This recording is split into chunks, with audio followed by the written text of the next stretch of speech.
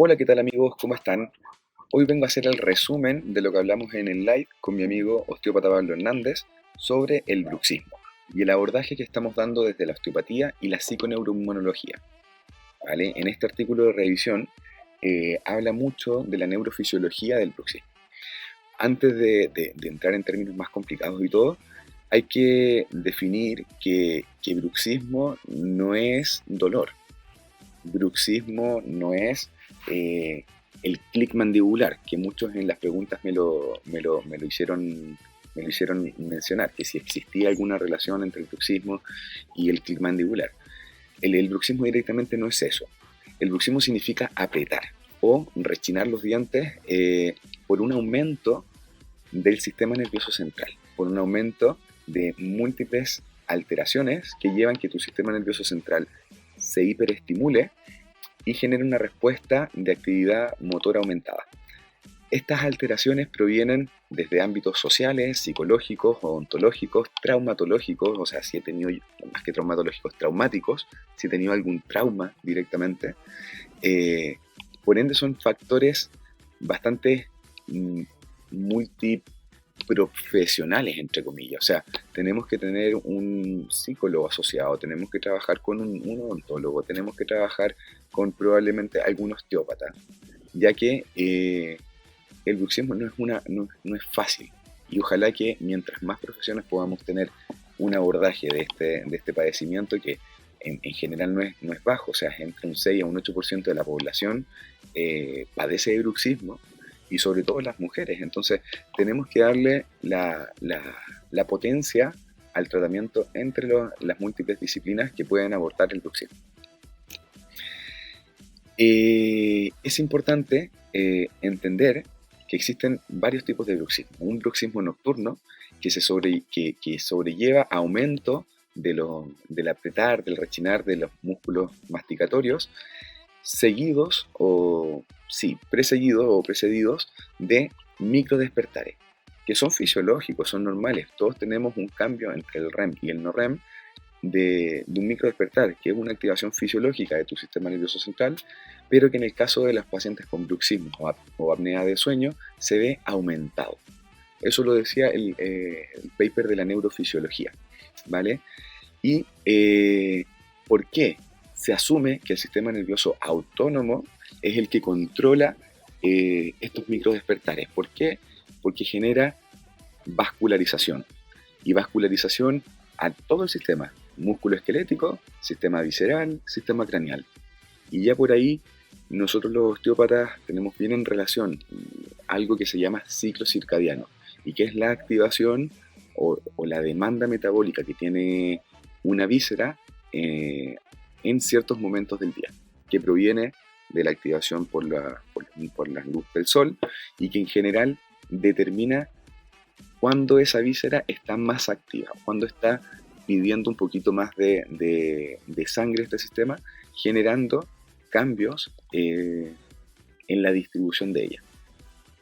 Y el otro es el bruxismo diurno, que normalmente está asociado a estrés y a aspectos psicológicos, los que genera que en determinadas circunstancias, ya sea en el trabajo, ya sea ante la focalización de algún punto que tenga que hacer, enhebrar una aguja o algo por el estilo, aumente la actividad masticatoria para conseguir esta acción.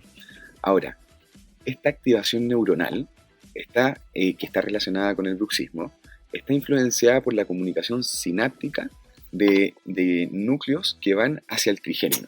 O sea, todas las señales que pueda captar los núcleos trigeminales, que son los que inervan la parte que ya lo vamos a ver, pero de la inervación sensitiva de boca, de algunas partes de la cara, dependen del trigémino.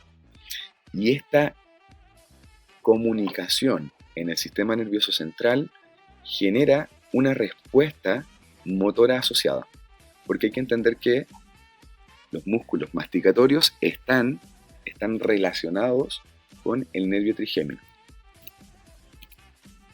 Para poder entender un poco más de la neurofisiología, creo que es importante hacer un repaso de lo que es la inervación de la cara y del aporte muscular que está relacionado con el cierre mandibular.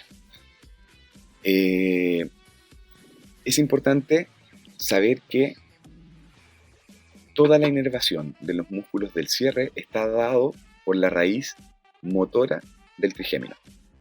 O sea, el massétero principalmente es el músculo que principalmente, y es uno de los que tiene más fuerza, genera la contracción y el apriete de los dientes.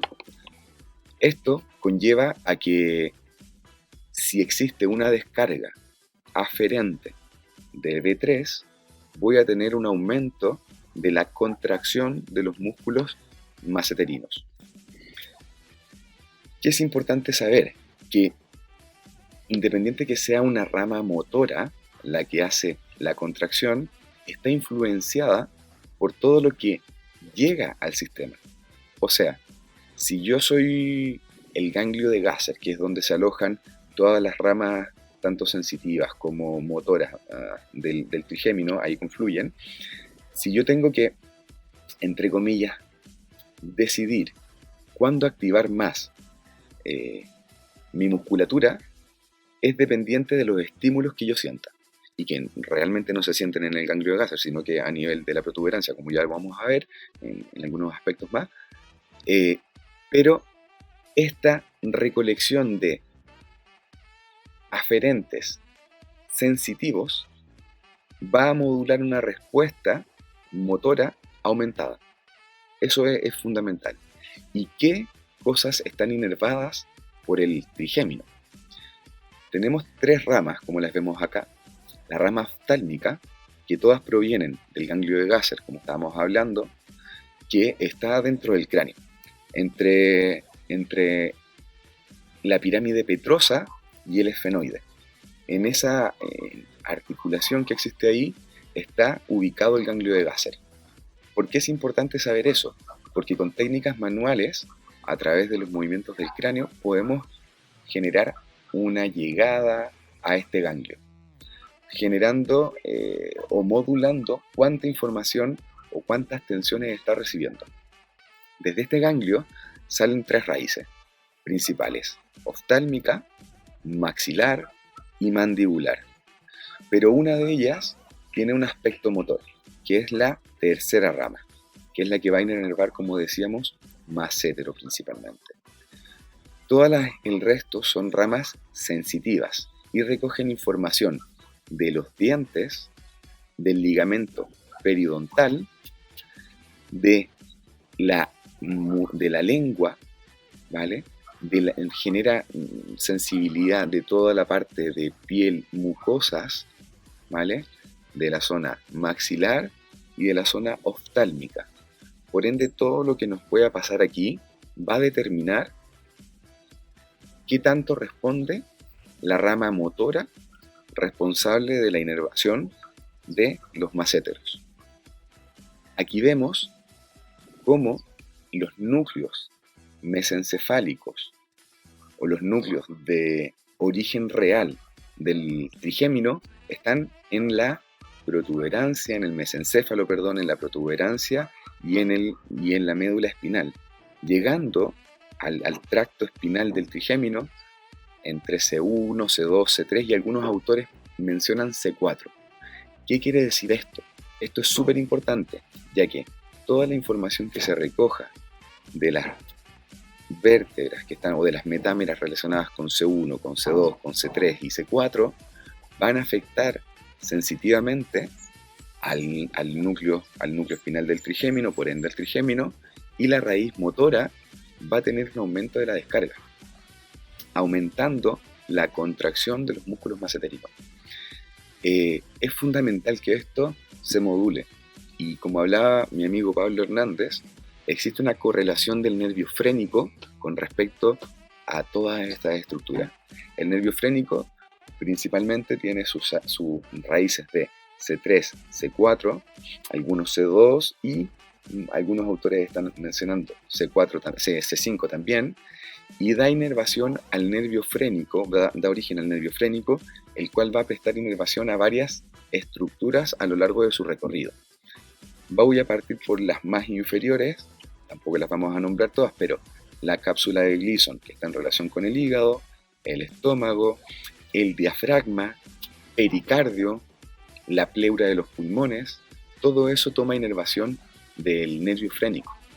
Por ende, cualquier disfunción que podamos tener en estas estructuras van a estar sensibilizando la llegada de información a los núcleos espinales del trigémino y a las interconexiones que va a generar en la protuberancia con su parte motora, por ende aumentando la contractibilidad de los músculos maceterinos.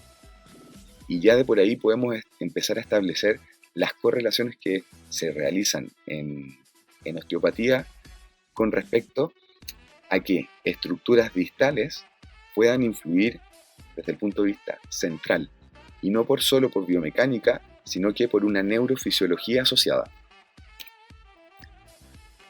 Podemos entonces entender por qué muchos pacientes que bruxan tienen dolores de cabeza, porque el músculo trapecio, por ejemplo, que su inervación tiene que ver con el nervio espinal, pero además con C3, C4, ese C3, C4 que está facilitado ya sea por el bruxismo, por el diafragma, por un contacto alterado de los dientes, va a favorecer cuánta información sensitiva nociva va a estar llegando al segmento de C2, C3, C4 y va a estar refiriendo dolor a todos estos puntos o a algunos de estos puntos de mayor o menor frecuencia.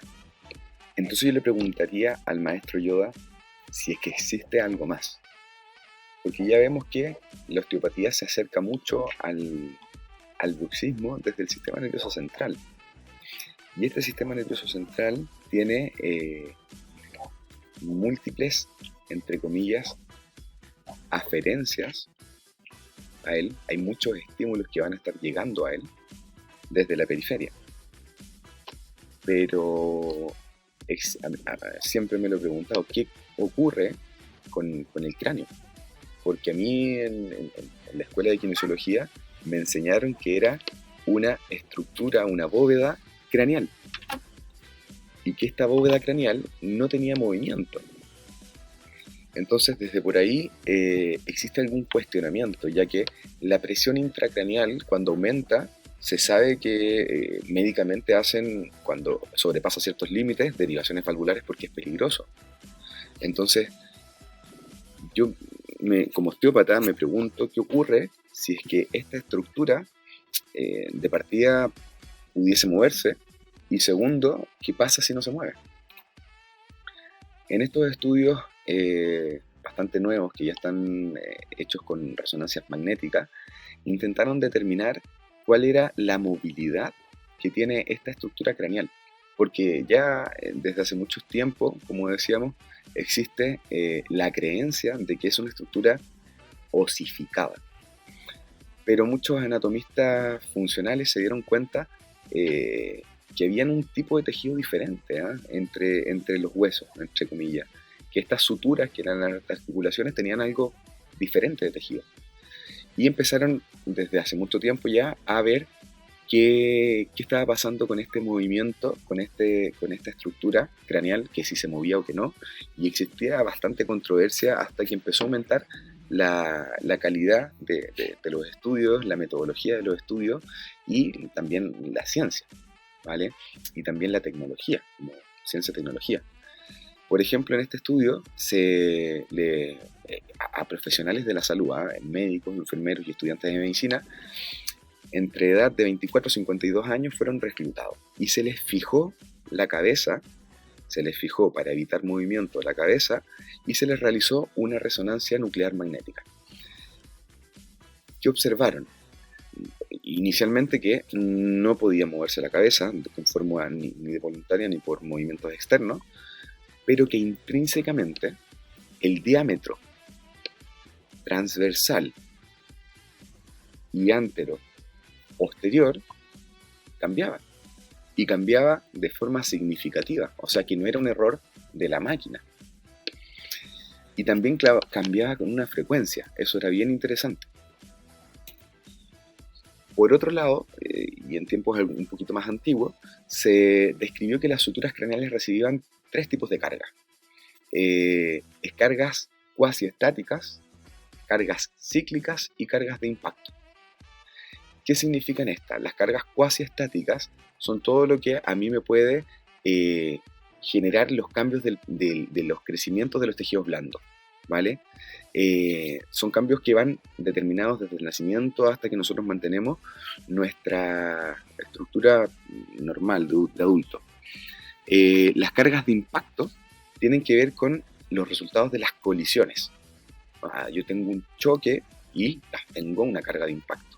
Y las cargas cíclicas tienen que ver con todas lo recibido con respecto a la alimentación, con respecto, que es muy interesante, ya vamos a tener un live con un ortodoncista funcional que nos va a hablar, o nos va a intentar explicar por qué, cómo nosotros comemos, cómo las actividades de la alimentación influyen directamente sobre el cráneo.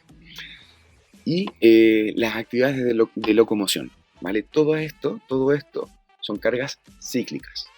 Ahora, las cargas de impacto, se intentó determinar cuánto era lo que se movía la articulación, la sutura. Y ya hace mucho tiempo, en el 1986, se aplicó o se estudió ello. ¿Qué hicieron? Hicieron una presión, porque hay que entender que el cráneo cuando articula con dos biseles. Un bisel externo que mira hacia arriba y un bisel interno que mira hacia la parte endocraniana. Por ende, las articulaciones tienen un componente superior y un componente inferior. Para saber la deformación del hueso, se aplicó fuerza sobre el componente superior para comprimir la sutura y ver cuánto se podía deformar el hueso. Y para evaluar la deformación de la sutura, se hizo una presión de 500 gramos sobre el bisel externo, el cual genera una deformación de la sutura. Entendiendo, y como ven en la imagen, que en esa sutura existe un ligamento intersutural y que además tiene una inervación que normalmente responde en la parte anterior del cráneo, en la fosa anterior del nervio trigémino. Y ya vamos a tener ahí otra relación importante con respecto a las aferencias trigeminales, de la sensibilidad trigeminal al ganglio de Gasser, al ganglio de Gasser, y cómo esto puede influenciar su actividad motora. Bien, ¿qué descubrieron con esta investigación? Que cuando se hacían presiones y hacían una deformación de la sutura de 500 gramos, la sutura se desplazaba 41,65 micrones y la deformación del hueso eran de 25 micrones. O sea que esto se mueve y genera, y cuando pierde movilidad o cuando está irritado, se conduce esa irritación por el ganglio trigeminal. Muy interesante. ¿Qué pasa si varias de estas estructuras craneales dejan de moverse? Y se empezó a estudiar, no disminuyendo la movilidad del cráneo, porque es más nocivo, sino que inyectando un líquido en el espacio donde discurre el líquido cefalorraquídeo. ¿Cómo lo hacen? En una función lumbar, que en vez de extraer, ingresaron el líquido dentro del canal, que fue aumentando la presión intracraniana. Ahora, en una presión base intracraniana, tenemos un tono muscular cercano a los 50 bursts. Y cuando aumentamos la presión intracraniana a 25, ¿vale? Este tono muscular aumenta a 72,7 bursts. O sea, aumenta casi un 50%. Y pasa lo mismo con la presión arterial, y pasa lo mismo con la frecuencia respiratoria, y pasa lo mismo con la secreción del cortisol. ¿Por qué? Porque a medida que va aumentando la presión intracraniana, aumenta la actividad simpática.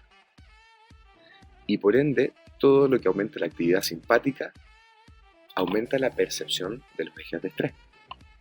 Y estos músculos masseterinos son uno de los que son muy ricos en receptores de cortisol. Por ende, empieza a combustionar más cortisol que el resto. Bien, ¿Qué nos habla este paper? Nos habla de la neuroinflamación y la sensibilización central. ¿Qué es la sensibilización central? Como ya estábamos, y como que creo que se ha entendido un poco, la sensibilización central corresponde a todos los estímulos que puedan estar llegando de manera duradera en el tiempo. Eso es sumamente importante, porque un estímulo que llegue una vez no pasa nada, pero si ese estímulo te está llegando de forma frecuente, de partida, esto empieza a generar sensibilización local, que se está transmitiendo al sistema nervioso central, irritándolo. Y si esto se mantiene en el tiempo, existe esta sensibilización central.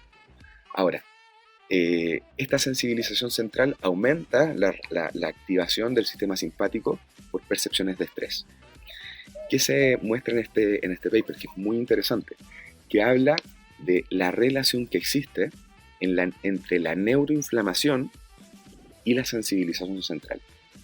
O sea, un evento netamente sensitivo está también conectado con un evento neuroinflamatorio que son de orígenes diferentes.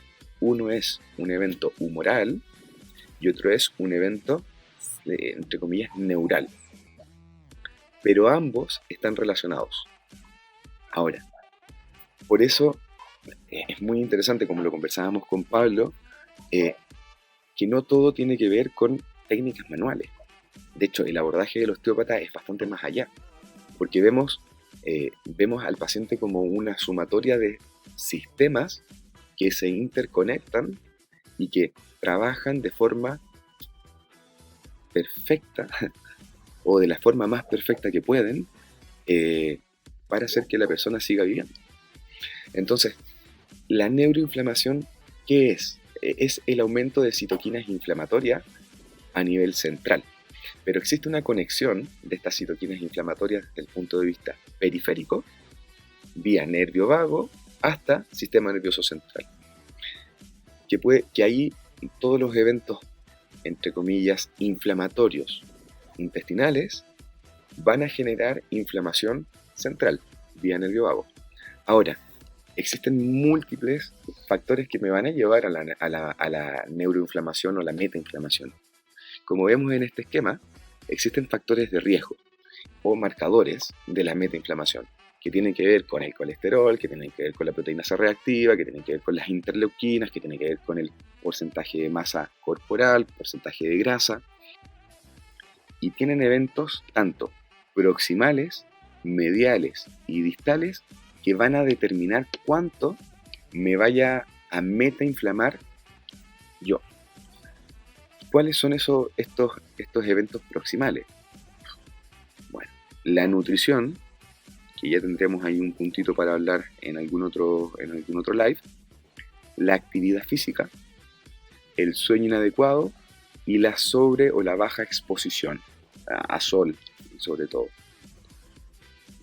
Los mediales son las relaciones y todo lo social que está ocurriendo en este momento, el mal uso de la tecnología, el estrés. Y lo distal tiene que ver con la política, la económica, la parte económica, la parte sociocultural. Y bien, como ya se dan cuenta, el paciente tiene que abordarse desde múltiples áreas y pensando neurofisiológicamente en cuáles son los ejes de estrés que tiene activo, cómo solucionarlo y a qué profesional abordar. Porque lo más importante es que tanto bruxismo como patologías crónicas tienen que abordarse con múltiples profesionales. No hay un único profesional que te pueda solucionar todos los problemas, ya que, como ya se dieron cuenta, el abordaje tiene varias áreas. Esperando que les haya gustado el video y si lo encontraron informativo, por favor compartirlo a la gente que lo necesite. Un gran abrazo y nos estamos viendo en un próximo video. ¡Saludos!